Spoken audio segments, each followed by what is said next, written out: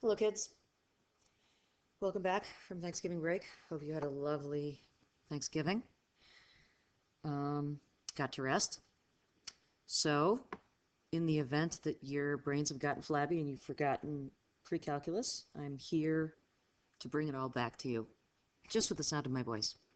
So, uh, so we left Saturday in a little bit of a rush, and we didn't have a lot of time to talk about solving rational equations by clearing fractions. And so I am here to provide a longer and maybe more thorough explanation of what we were doing on Saturday. To be fair, this is really not any different from clearing fractions from fractions like we were doing before. It's just that we've squished it down and made it horizontal rather than vertical, and we put an equal sign between it. So when you clear fractions, you have to remember that you're multiplying by 1 so that you don't change the value of the fraction. You're multiplying the top and bottom by the same number. By the same token here, we are going to make sure that we don't change the value of the equation by multiplying each side by the same thing. And we keep it balanced. We don't change the value of x or anything. We just change the way it looks and maybe make it more convenient for ourselves. So, with that in mind, we're going to use the same process here. We're going to identify our lowest common denominator. And in this case, I'll give you a chance to say what you think the lowest common denominator is. So go ahead and, if you want to pause the video, go for it. So the lowest common denominator is x times x minus 1. If any of you mistakenly said x minus 1, then that means that you think x is a factor of x minus 1. And remember, what that means is that something times x will give you x minus 1. So let's just try a number in there. Let's pretend that x is 4. Then that would make x minus 1 3. So according to you, 4 is a factor of 3. And, I suppose we could multiply 4 times 3/4 and get 3. But that's not what we're talking about here. So x is a factor and x minus 1 is a factor. Neither one of them is a factor of the other one.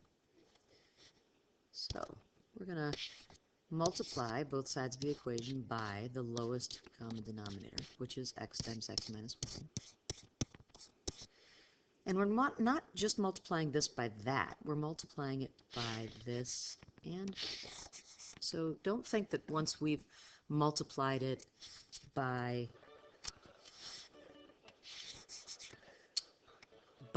x minus 1 and that x minus 1 cancels out, that it's no longer there, because we're multiplying this blob times that and this blob times that. Okay, so if we multiply this times that, we get 3x, and then if we multiply this times that, the x's cancel and we get 2 times x minus 1. Now, Mike is trying to be a hero here and distribute that while he's there. But that's a good way to make a stupid mistake, and I think we've all decided that we don't really enjoy making those errors. Okay? So this, notice the x minus 1 cancels and we end up with 8x. So now this is just a linear equation that we can solve. We get 3x plus 2x minus 2 equals 8x. Bring the 5x over here, make it negative, so we get 3x equals negative 2, and x is then equal to negative 2/3. Right? Now, whenever we have these silly fractional equations with x's in the denominator, we might end up with what's called an extraneous root. And that is where if I plug this in back for x, I get a 0 in the denominator, and it doesn't work. And so I have to be very careful that that doesn't happen. Okay? Well, up here, the only thing that x is not allowed to equal is 1 or 0. And since negative 2/3 is neither 1 nor 0, this solution counts.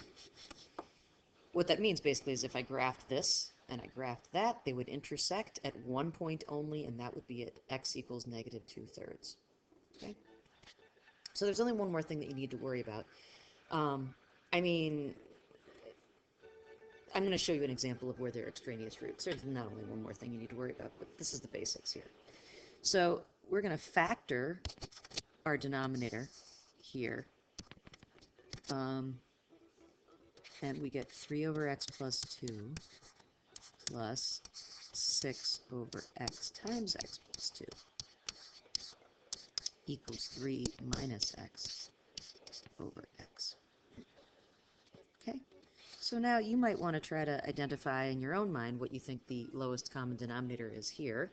You can pause the video if you like, and I'm going to multiply both sides by it, x times x plus 2.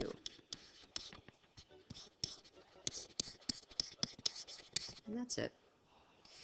So I multiply this by that, and I get 3x. I multiply this by that, and I get just 6. And then over here, I multiply this by that, and I get 3 minus x times x plus 2. Okay, so I'm going to simplify this. I get 3x plus 6 equals 3x plus 6 minus x squared minus 2x. I'm going to simplify all this and bring it over to the left-hand side of the equation, so I get x squared. My 3x's cancel out, my 6's cancel out, and plus 2x equals 0. So I factor to solve this equation, and x is equal to 0 or negative 2. Well, as you can see, what are the two things that my x cannot equal up here? It can't equal negative 2, and it can't equal 0. So not only do I have one extraneous root, I have 2. And the way I'd like to see you solve an equation like this is to get your extraneous roots and then put x's through them. You can even write extraneous roots, just so I know you know where they came from. Okay? So here's what I would like you to try for homework. Okay, now some of these might not be factorable, so you will have to use the quadratic formula to solve your equations. The odd numbers will be in the back of the book. You can also graph using Desmos and look for places where the x's intersect. So for example, if you had a graph that looked like this, and then another graph that looked like this, then you would have one solution, and that solution would be x equals that x value there. Okay? So that's how you could tell whether you had solved it correctly or not. Have fun on the homework, kids, and see you tomorrow.